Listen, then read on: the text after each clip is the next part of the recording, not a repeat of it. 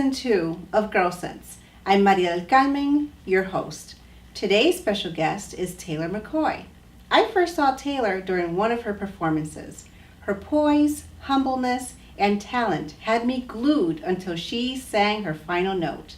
Taylor is a student of life, and at only 20 years old, she has begun to master her art as a jazz vocalist. Please welcome Taylor McCoy to the Gyrlsense family.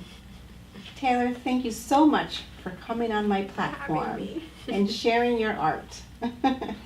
So Taylor, you're a student of life.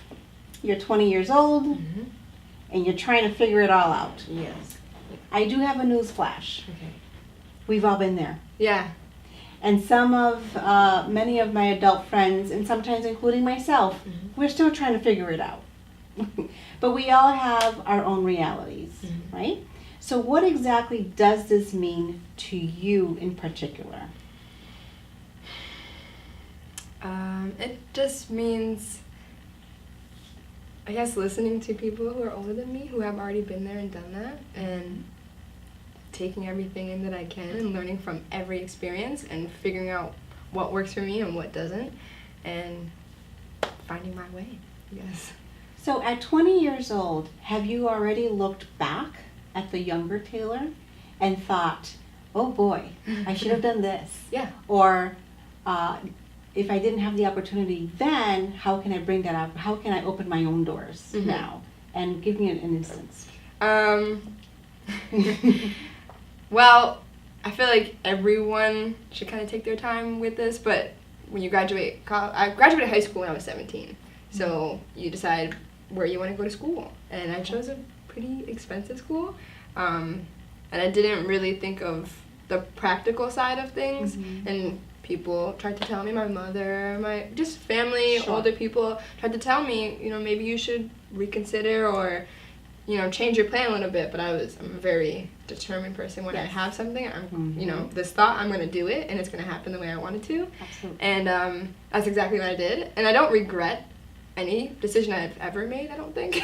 Right. But I definitely look back and I'm like, I could have did that a little differently. But it was a learning experience, and now I can move forward with a better understanding of things and myself and the world around me, and just make better decisions that way. So that's a perfect example. And you're that much richer. Yeah. You're that much richer inside, right? Mm-hmm. So I think you may have found your passion, and we'll talk about that a little bit later. But I imagine that there are those pressures to fulfill those passions. And so what are those pressures that you may have already encompassed, or that you're currently engaged in, and that you're preparing for in the future? I'm going to be honest, I really don't feel very pressured. Okay.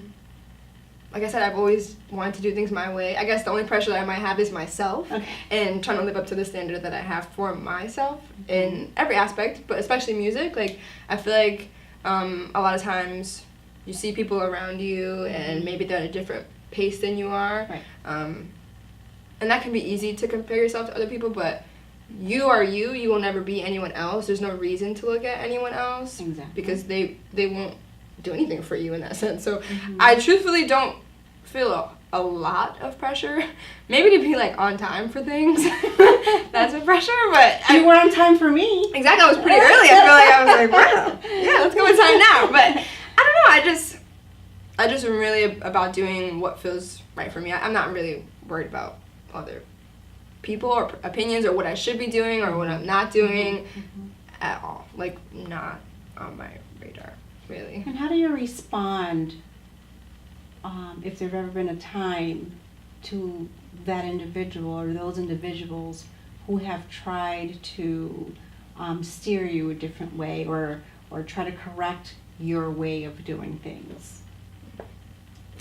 How do you address it? Is it more of thank you for your thoughtfulness, I know you love me, but you walk away thinking, yeah, I'm going to do it my way? Or do you really, depending on where the source is, take in their knowledge and wisdom and sort of just, kind of put it in your back burner and maybe leave it there until you need it. Right.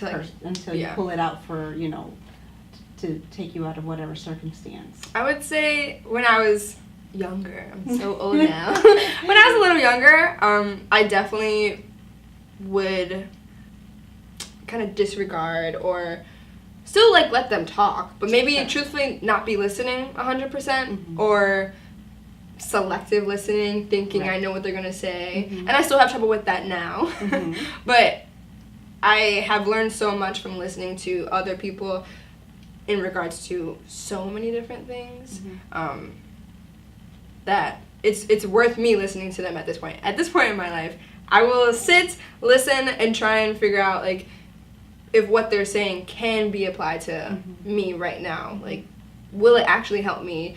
And I will ask people. I am a pretty open book. I don't really care to hide things or anything, because I don't think it'll benefit me. So, in that conversation, I'll lay it all out. This is what I'm thinking. Do you think it'll actually help me, or are you just kind of talking? You're just telling me what you think I should hear. Or are you actually caring? Because that's when you can see when people have your best interest or, what their motives are. And then I can assess and be like, okay, what they're saying kind of made sense or didn't make sense, or, whatever assessment I can make on it. But I would definitely give them the time of day. You never know. Someone might say something today that won't help you until next week. And at the day after they said it, you might not have wanted to hear it or whatever, but they still told it to you. And it still resonates. Yeah, it's still something you can use at any time. So I want to listen to it all. That's something I've learned within the last year. Just listen to everyone. Just shut up. You don't know anything. So just having the ability to recognize that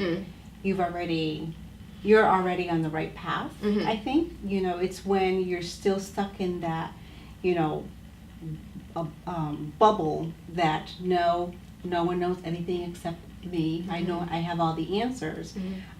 Because one does realize in the beginning we think we do know all the answers, and then one does realize that nobody does it alone. Nobody does it alone. And on the flip side to that, one question that I do ask almost all of my guests on the show is, who is your support system? Who are those people who support you unconditionally?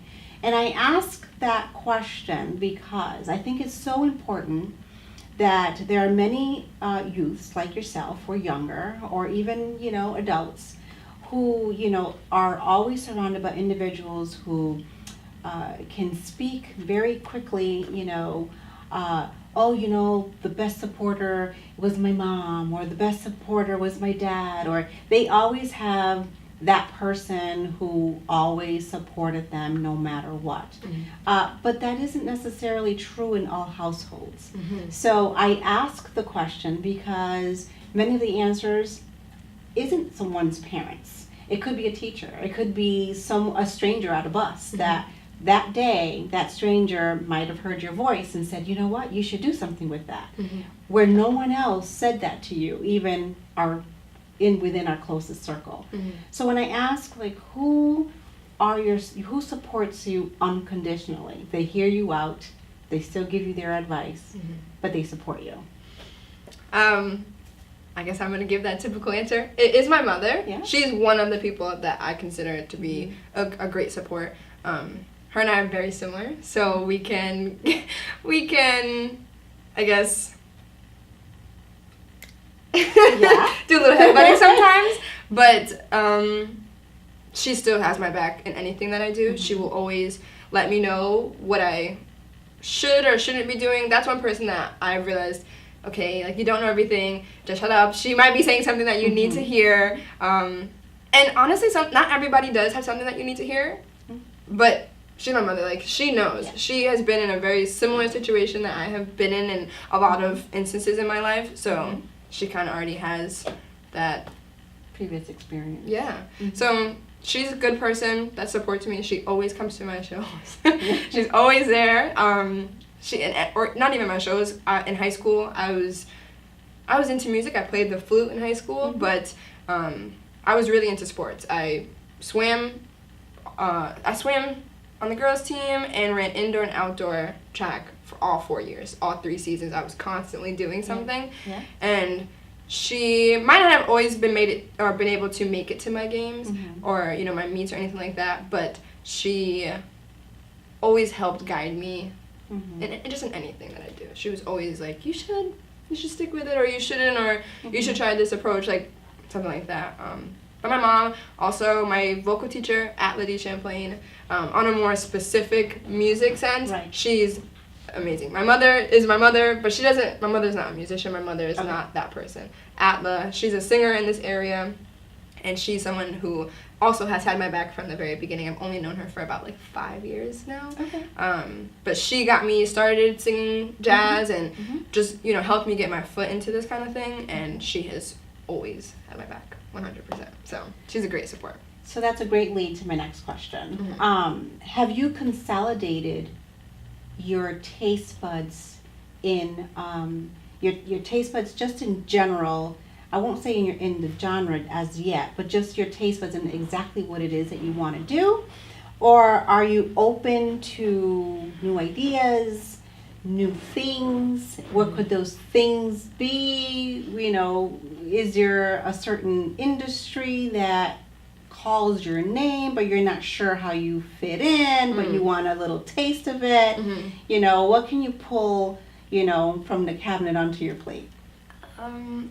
I think it depends on the day. Sometimes I'm like, I want to sing jazz all the time because it's a music that's unlike any other. Like once I start listening to jazz and I go back and I listen to something that I might have enjoyed if I hadn't been listening to jazz, it just doesn't compare. There's no measuring up. Like, jazz is awesome. I absolutely love it. But I also do like other things. I'm a really big R&B girl. Like, I've always been that way, and it's changed over the years, but that's something that I'm always interested in. I'm pretty open to everything, but I know that jazz will always be there for me. I don't plan on, like, discarding that whatsoever. But there was also a time where I was like, I don't want to sing jazz at all. So this could change. But right now, I'm very much enjoying singing jazz music and just the history and the culture and the people. And I love it all. So that's pretty cool. But yeah, I'm open to a lot of things. So if it wasn't music, what other industry would you see yourself in? I'm a really creative person. Okay. I've realized I guess anything other than that is not for me. I've thought about this because when I did decide not to go back to school, I was like, well, what am I going to do? Or even when I was deciding to go to school, what am I going to do? And there was nothing that I wanted to do that didn't involve, like, creating something, working with my hands, something like that. I mean, singing isn't working with my hands, but it's working with my body. Of course. It's a very personal thing. In high school, I was really into not only music and sports, but also jewelry making. I took jewelry making courses all throughout high school, like soldering, fire, like everything, actual jewelry making, and it was a lot of fun. And I entered, you know, necklaces and bracelets and rings and all these things into all these competitions, and it was really fun. I really enjoyed that because there were so many different things that you can just do with this hunk of metal. But that's what I thought I might do. I was also, like, into interior design, which is still something I love. I love talking about decorating things. But would it be more on a clothes end or home interior? Home interior. Yeah. Just putting things in their place. There you go. So you have lots to choose from, and you know that there's not a limit. No. So you can do it all. Everything. All of it. I am well aware. So you used your love of music as a guide and confident along your path of life. Many of us use music as a form of relaxation, for therapy, or just for pure entertainment. When did you discover that you weren't just singing along in the car like I do? When did you discover it was actually a gift? Which I never discovered that. My kids will tell you. But when did you know it was actually a gift? I don't recall a specific moment where I was like discovering it. I just have always done this. My mother can tell you that I have sung all the time. Okay. She would tell me to literally, like, Taylor, please stop. You've been going for too long. Like, you have to shut up. Like, from morning to night. Yeah. I would sit by the radio. In high school, not even like middle school too, I would sit by the radio and just, like listen all day long. I knew every song on the radio, and I would sing it with the radio, without the radio, louder than the radio. My mother was always telling me to shut up, and it wasn't until a little later in, like, high school, around my junior, senior year, that I was like, okay, I think I'm ready to, like, try something else out now. Sure, why not? Like, I joined my choir, a couple choirs, actually, at school, and it just heightened my feeling of, like, oh, I love this. Like, at that time, my senior year, all my classes were music. I was never doing anything but music, and I was like, I love this. This is where I want to be, this atmosphere. You're in your element. Yeah. Okay.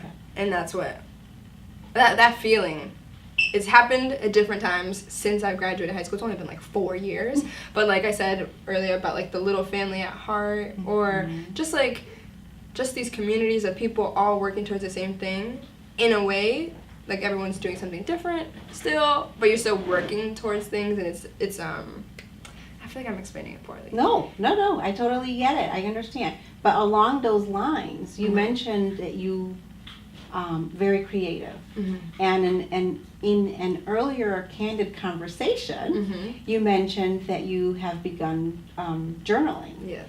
And so you were eager. You mentioned that, you started in August or whatever month you mentioned, and your thoughts were, I'm not going to look back until you're done, whenever that done is. And you'll know, and you've already felt growth from the time that you begun journaling. Yeah. And so my thoughts about that is, currently you do not write your music. But I would almost guarantee that at the end, when you finish this book, that all your music will be in this journal. Oh gosh. So I'm gonna look back like, I don't like any of these songs. Because within the journal, you talk about the good, the bad, the ugly, right? Isn't that what music is about? It's expressing your past, your present, your future.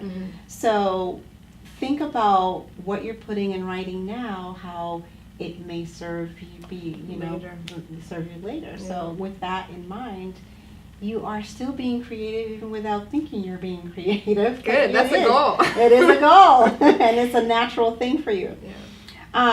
So you also mentioned that you play the flute. So was that the only instrument that you played throughout your 20-year? And is there another instrument that you would like to learn how to play? There are a lot of instruments that I would like to learn how to play. But in the 4th grade, I picked up the flute and played that until my senior year of high school. That's the one instrument that I actually know. Yes. I took a guitar course in high school, I think for like a half of a year or something like that. And that was really fun to apply what I already knew from another instrument as far as, like, theory and notation and stuff like that, and apply it to a new instrument. It definitely helped me learn it quicker than I might have if I didn't know anything. But I didn't really stick with it. I actually got a guitar, like, last year, and I cannot play anything on it. The theory and everything is still there, but it's very hard to try and pick something up like that again, because I think what makes it worse is I knew that I had the skills building up a while ago, and I dropped it, and now I'm like, I used to be able to play that. I could play that, now I can't. It's still there. It's still there. That's something. It's like riding a bike. When you're ready for it again, it'll still be there, and you'll be ready to ride. I'm crossing my fingers. I'd love to learn that. So please do tell me your first time that you performed in front of a audience, like a real audience, where people came from all over to watch you. To watch me, or that they were just there? Listen to you. Oh gosh. Sing. I guess that can kind of bring up 2 different experiences. Sure. My first time, like, singing for anyone was in high school. I had auditioned to sing with Manchester High's big band, and they were gonna have a performance, and I was just gonna sing like I think 1 or 2 songs, like not much, but singing with them, and I got it, and it's a huge auditorium, and that was very nerve-wracking. I remember it, like I used to get very nervous, like shaking, like oh god, I think I'm gonna throw up, like kind of nervous, and I remember that feeling, and it was a growing experience. Absolutely. But the first time that, like in that experience, I don't think anyone was coming for me besides my mom. But the first time people actually came to hear me was when I was at the art school, and we had semesterly performances. Okay. So you work the whole semester for the end of semester performance, and that one you could tell friends and family, whoever you want, advertise it. People are going to come for you. Yes. That was really nice, because then I could be myself more on stage. Yes. The time difference is like 2 years, so I've been singing a little longer by that time, but I was still a little uncomfortable on stage, but knowing that people I knew were out there and laughing along with me because they understood what I was laughing at or talking about or anything like that, that was always nice. But I feel like every performance is kind of the same, where you don't know what's going to happen and you're just going to kind of go with it and hope the audience is with you. Yes. But isn't the lovely thing about stage performances, no matter what you're doing, whether you're singing, whether you're acting, whatever it is that you're doing, no one knows what's supposed to happen. At all. At all. That is the best thing about it. That's the best thing ever. Or there are some people who may know, like someone who might have, done that scene before or played that song. To your rehearsals. Exactly. But for the most part, Yeah. there really isn't, I mean, we don't even overthink. Know. We overthink we're on stage, but really the audience doesn't really know what's supposed to and what's not supposed to happen. Not at all. So where do you study your music? Do you go to a studio? Do you have an agent? Where can we book you? Right now, I am just studying by myself, really. Atla de Champlain is still my teacher, so I visit her every now and then to brush up on some things, or if I have a bigger performance coming up that I really want to make sure that it's in line for, I'll call her. But mostly it's just practicing and hanging out with other musicians, because you learn all the time.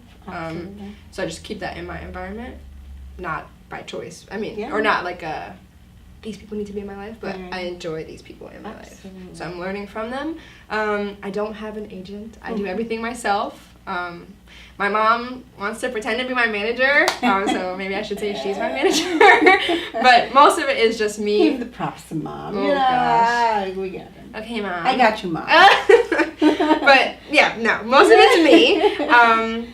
Just word of mouth, talking to people, but I do have some contact information. So if anyone is interested in contacting you to book you for a private setting or whatever the venue is, for the first and foremost, they can actually go up to my website, which I've already uploaded your information. You have your phone numbers there, your email address is there, so they can contact you directly. Yes. And you can take it from there. And then there you go. Then now you have your dotted line on where to be booked, right? Yep.